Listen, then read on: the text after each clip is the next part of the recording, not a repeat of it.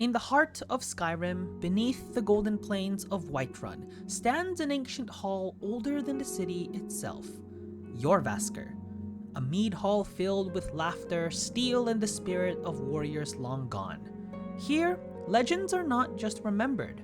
They are reborn through every swing of a sword and every tale shared by the fire. These are the Companions, a brotherhood not bound by blood, but by honor. And yet, beneath their noble image lies a secret, one that ties them to the Daedra, to beasts of the night, and to the curse of the moon. Today, we're uncovering the full story behind Skyrim's oldest order of warriors, the Companions of Whiterun. Long before the Empire, before the Septums, before even the First Era, there was a man named Ysgramor. Ysgramor was the first true Nord, a warrior, a conqueror, and a symbol of what it meant to carve one's fate from stone and steel. He led his people, the Atmorans, across the Sea of Ghosts, escaping a massacre at the hands of the Snow Elves. But Ysgramor did not flee to hide. He returned to Skyrim with his legendary 500 companions, sailing on ships of war, and waged a campaign that reshaped the land forever. The Snow Elves fell, human civilization rose, and from those ashes, the Companions were born. In those days, they were not just warriors. They were heroes, leaders, and legends. Their battles became myths, their victory songs sung for thousands of years. The Companions became a symbol of strength, courage, and unity, the very pillars of Nordic identity. But centuries passed, and with time, even the greatest legacies fade. When we arrive in Skyrim during the events of the Elder Scrolls Skyrim, the Companions still stand, but their glory is a shadow of what it once was. Atop the Wind District of Whiterun sits Jorrvaskr, the oldest building in the city, and perhaps in all of Skyrim that is still inhabited today. It is said the mead hall itself was built from the hull of one of Ysgramor's ships, carried across the sea from Atmora. Here the Companions live, eat, train, and share stories. There are no kings or generals here, no chain of command. Only the Harbinger, a guiding figure who leads not through power, but through wisdom and example. In the event of Skyrim, that role belongs to Kodlak Whitemane, a man of great honor, patience, and sorrow. He has seen countless battles, but his greatest fight is not with a blade or a beast. It's with his own soul. Under Kodlak serve some of Skyrim's most skilled warriors, Vilkis and Farkas, brothers, loyal to a fault, fierce in battle, yet deeply human beneath their strength. Aela the Huntress, a master archer with a wild heart, carrying the spirit of her seen closer than most realized. Skjor, a hardened veteran who embraces the darker side of the Companion's power. And of course, the other members, Nada Stonearm, Torvar, Rhea, and Athis, all seeking to prove themselves worthy of Ysgramor's legacy. Every morning, the clang of steel echoes through Jorrvaskr's courtyard. Farkas trains new recruits. Vilkis critiques their form with blunt honesty. Aela cleans her bow after a long night's hunt. It's a family, loud, proud, and fiercely loyal.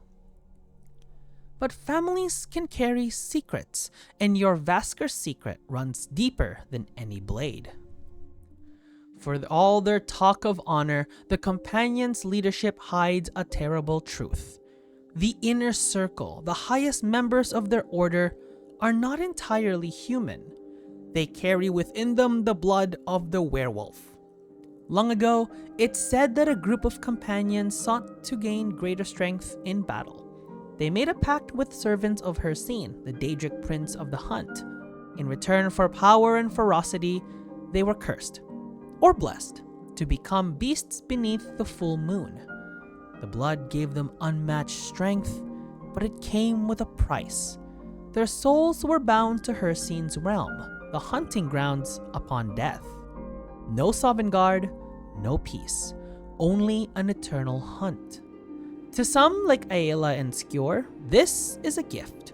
To others, like Kodlak, it is a curse, a stain on Ysgramor's name. Kodlak dreams of freeing his soul and his brothers from this Daedric bond.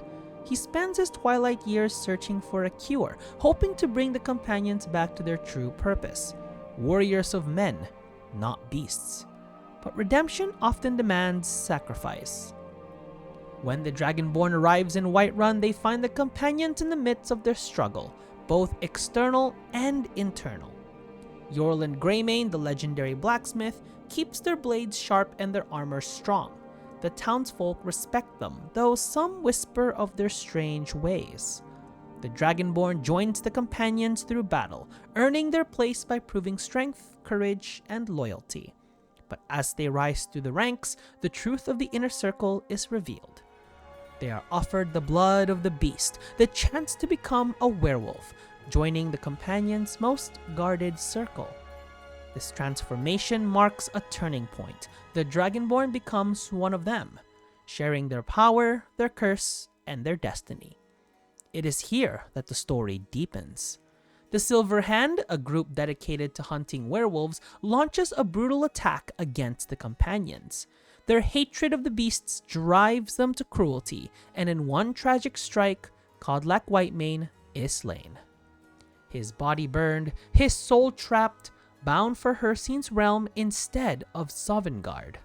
But his story doesn't end in fire. In one of the most powerful quests in Skyrim, the Dragonborn leads the remaining companions north to Ysgramor's tomb, the resting place of the first Nord hero. The journey there feels ancient, sacred. Inside, the air is thick with the weight of history. Ghosts of the 500 companions stand watch over their harbinger's remains. Here, the Dragonborn and their shield brothers battle not just Draugr or spirits, but their own inner beasts. And at last, through the ritual fire of purity, Kodlak's soul is freed from Hircine's grasp. In a final vision, it speaks. "Glory and honor to you, my friends. You've brought honor to the companions and to me." His redemption complete, Kodlak ascends to Sovngarde, the rest he sought all his life. And the Dragonborn becomes the new Harbinger, a leader not of command, but of legacy, to decide the companions' future, to choose whether the blood of beasts continues or ends. The companions are not an army. They have no political power, no allegiance to kings or jarls, and yet their influence stretches across Skyrim. They represent what it means to be Nord, to fight with honor, to stand by your kin, and to seek glory not for gold, but for legacy. Every member who joins Jorrvaskr does so for their own reasons, to find family, to find purpose, or simply to test their mettle against the world. Even as dragons rise, empires crumble, and Daedric powers stir, the companions endure. Their fire still burns in Jorrvaskr's hall. Their laughter still echoes under the rafters of that ancient ship, and their blades are still sharp, ready for whatever threats the future brings.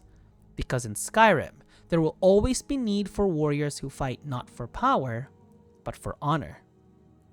Thank you all for joining me in this deep dive into the companions, the warriors, legends, and beasts who shape Skyrim's souls.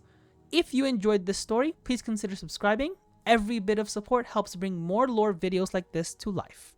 Until next time, may your blades stay sharp and your hearts stay true.